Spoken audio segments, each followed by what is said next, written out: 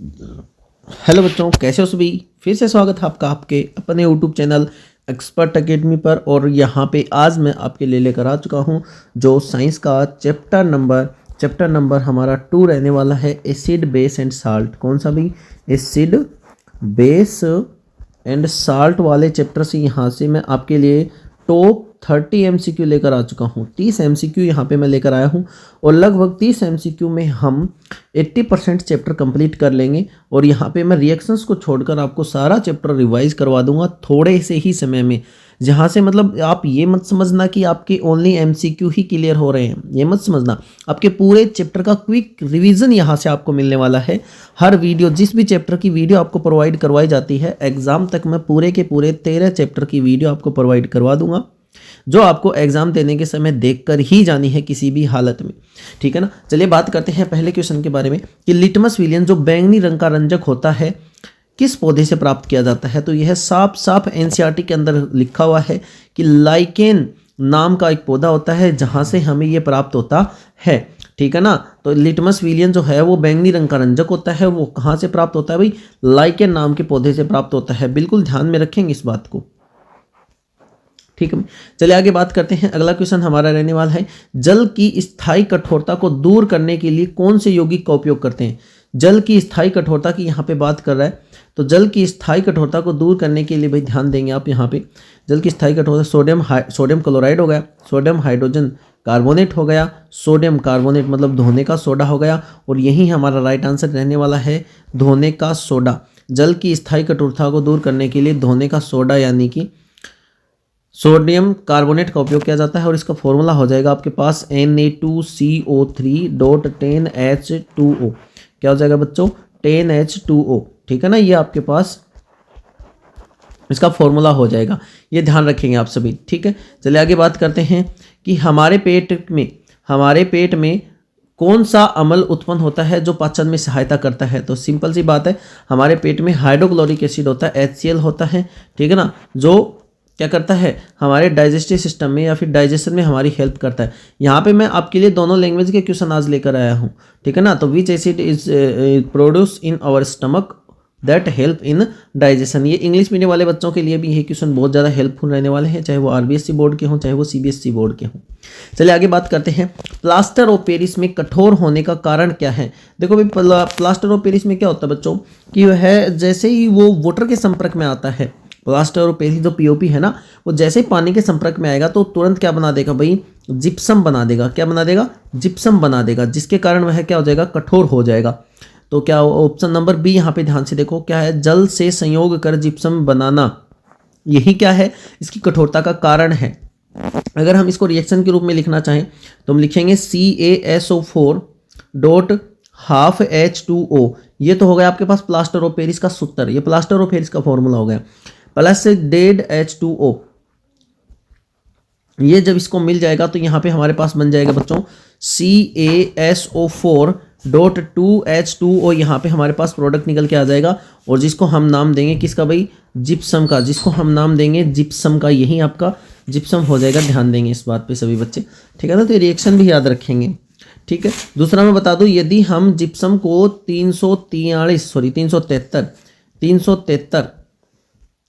373 kelvin ताप पर अगर हम जिप्सम को गर्म करते हैं ना, तो जिप्सम क्या हो जाता है? जिप्सम से हम POP प्राप्त कर पाते हैं। क्या प्राप्त कर पाते हैं? POP। क्योंकि इतने टेम्परेचर पे इसमें जो वाटर था ना, वो क्या हो जाएगा? रिलीज हो जाएगा। वाटर क्या हो जाएगा भाई? रिलीज हो जाएगा। pH मान 3 है तो वह विलियन कैसा होगा? ध्यान देखना यहाँ पे कि 7 होता है हमारे पास किस विलियन का? उदासीन का। किसका भाई? उदासीन का। ठीक है ना। उदासीन का जो है pH मान हो जाएगा हमारे पास 7 हो जाएगा। अब जब इससे आगे जाएगा ना तो हमारे पास बनेगा क्षार, और जब इससे कम हो जाएगा तो हमारे पास बनेगा क्या भाई? अम्ल। तो अगर 7 से कम है मतलब 3 है, तो 3 7 से कम है ना, तो कैसा होगा भाई? वो अम्लीय होगा। C ऑप्शन यहाँ पे हमारा राइट आंसर हो जाएगा। चलिए आगे बात करते हैं क्वेश्चन नंबर 6 के बारे में। चिट्टी के डंक में कौन सा अम्ल पाया जाता है। तो चिट्टी के डंक में आपको पता होना चाहिए, चिट्टी के डंक में कौन सा अम्ल होता है भाई? मेथेनोइक अम्ल होता है। कौन सा? मेथेनोइक अम्ल। और इसको फॉर्मिक एसिड भी कहा जाता है भाई। मेथेनोइक अम्ल को फॉर्मिक एसिड के नाम से भी जानते हैं। किसके नाम से भाई? फॉर्मिक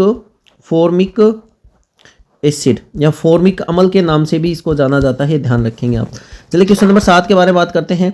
दांतों के क्षय कब शुरू हो जाता है? तो दांतों का क्षय जब पीएच का मान क्या हो जाएगा, 5.5 से कम हो जाएगा, मतलब हमारे मुंह का जो पीएच है वो अम्लीय जब हो जाएगा, ज़्यादा अम्लीय हो जाएगा, तब दांतों का टूटना शुरू हो जाएगा, उसका क्षय शुरू हो जाएगा। चलिए आगे बात करते हैं। विरंजक चूर्ण का रासायनिक सूत्र हमारे पास क्या होता है, CaOCl2 विरंजक चूर्ण का रासायनिक सूत्र होता है। क्वेश्चन नंबर 9 के बारे में बात करते हैं। अधात्विक ऑक्साइड की प्रकृति कैसी होती है? तो ध्यान देंगे यहाँ पे अधात्विक ऑक्साइड की प्रकृति हो जाएगी आपके पास क्षारीय, जैसे CO2 हो गया अधात्विक ऑक्साइड, ये भी अम्लीय हो जाएगी भाई, है ना। CO2 हो गया, इसकी प्रकृति भी अम्लीय होती है। जैसे मैं बात करूँ SO2, इसकी प्रकृति भी अम्लीय होती है। जैसे मैं बात करूँ NO2, इसकी प्रकृति भी अम्लीय होती है। ये सारे हमारे पास क्या हो जाएंगे, हेलो। हाँ हेलो। हाँ ताई। हाँ बोलो।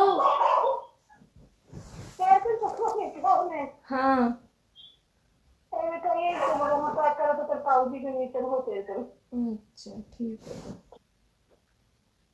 ठीक है भाई। ये कुछ एग्जांपल है, जैसे NO2 हो गया आपके पास, SO2 हो गया, CO2 हो गया, ये सारे के सारे क्या जो होंगे हमारे पास अधात्विक ऑक्साइड होंगे, ठीक है ना। अगर हमसे पूछे कि धात्विक ऑक्साइड, क्या पूछे भाई, धात्विक ऑक्साइड के बारे में बात करें तो धात्विक ऑक्साइड की प्रकृति ध्यान रखना आप, क्षारीय होती है, ठीक है ना। धात्विक ऑक्साइड की प्रकृति क्या हो जाएगी बच्चों, क्षारीय हो जाएगी।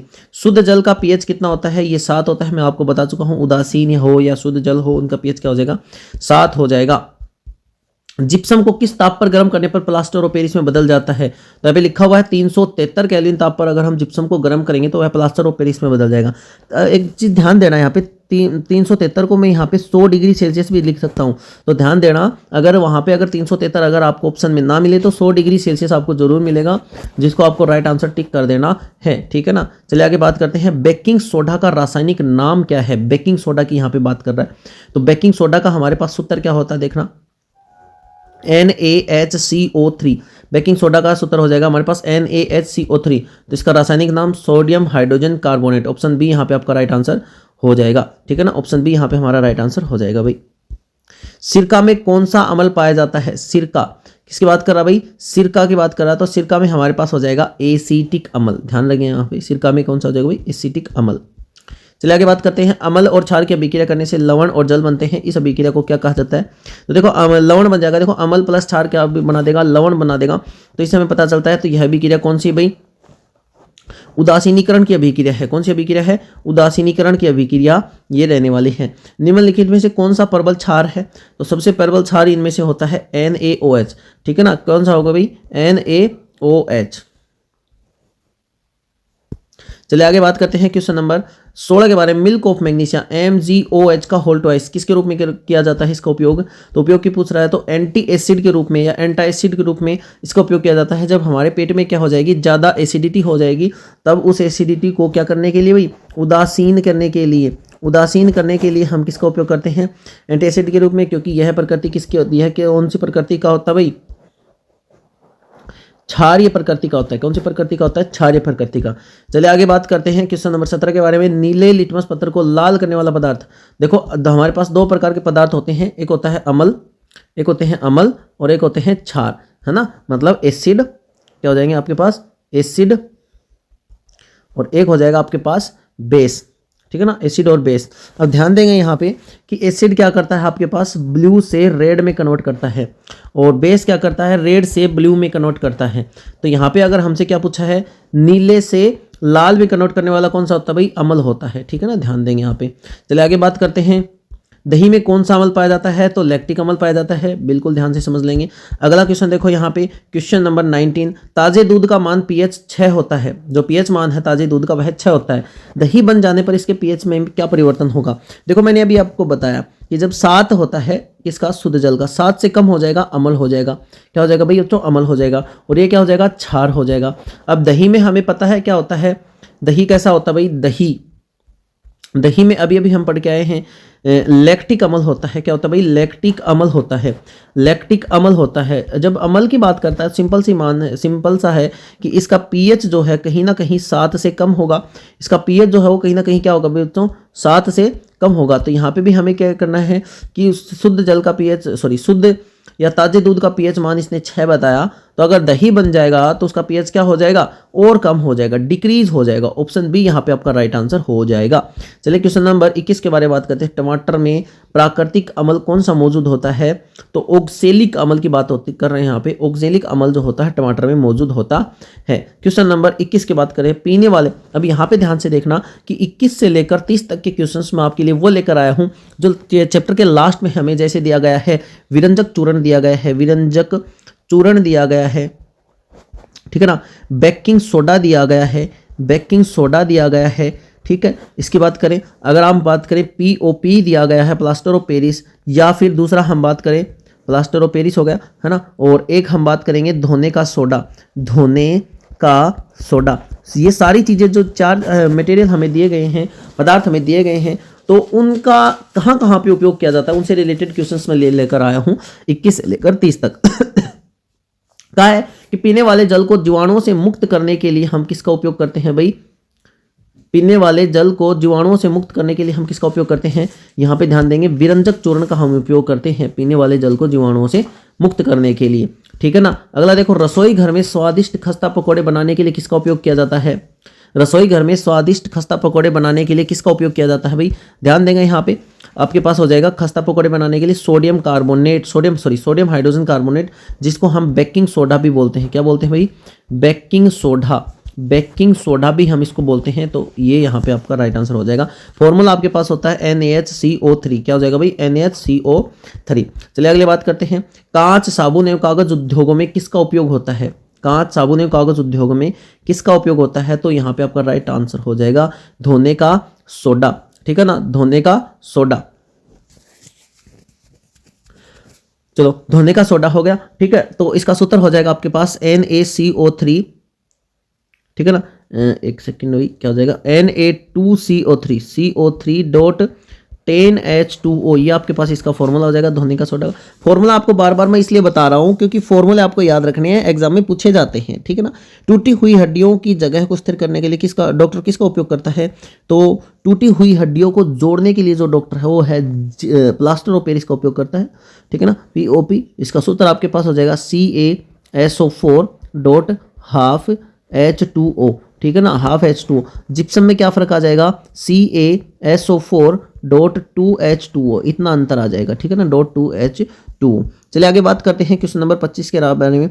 अग्निशामक में किस लवण का उपयोग किया जाता है? अग्निशामक की यहाँ पे हमसे बात करता है वही जो अभी हमने पढ़ा था, सोडियम हाइड्रोजन कार्बोनेट NaHCO3 का उपयोग किया जाता है, ठीक है भाई।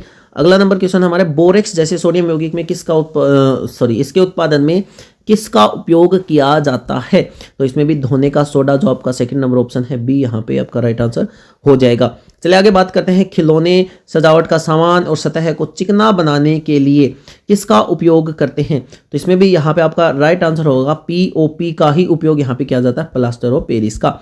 चलिए आगे बात करते हैं क्वेश्चन नंबर 28 में। यहाँ पे पूछ रहा है, वस्त्र उद्योग में सूती व लिनेन विरंजन के लिए किसका उपयोग करते हैं? तो विरंजक चूर्ण CaOCl2 का उपयोग किया जाता है।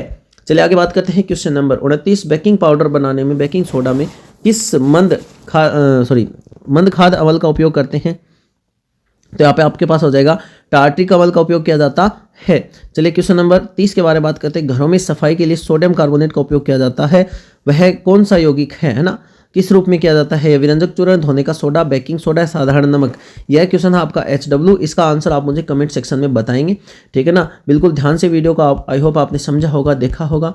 आपको इन क्वेश्चंस में से ही आपको एग्जाम में MCQ चैप्टर नंबर 2 से देखने को मिलेंगे, है ना, और नहीं भी मिलेंगे तो ऐसा कोई कॉन्सेप्ट मिल जाएगा जिसका डिस्कशन हमने इस वीडियो में किया है, ठीक है ना। तो ध्यान से समझेंगे सभी क्वेश्चंस को। बाकी ठीक है, बाकी ऐसी ही और वीडियोस के लिए हमें आज ही सब्सक्राइब कीजिए, ठीक है। आज ही चैनल को सब्सक्राइब कर लेना और वीडियो को भी लाइक कर देना, अपने फ्रेंड्स के साथ भी शेयर कर देना। अगर कोई RBSC बोर्ड की, स्पेशल RBSC बोर्ड की तैयारी कर रहा है ना, 2026 में अगर एग्ज़ाम देने वाला है, तो 10th हो चाहे 12th हो चाहे फिजिक्स हो, है ना, चाहे फिजिक्स हो, चाहे केमिस्ट्री हो, चाहे बायो हो, किसी भी पोर्शन की अगर वो तैयारी कर रहा है, कोई भी पोर्शन उसका वीक है, तो हम यहाँ पे बिल्कुल बेहतरीन तैयारी उसको करवाने वाले हैं, है ना। तो अपने फ्रेंड्स के साथ भी शेयर कर देना, वीडियो को भी लाइक कर देना। Thank you.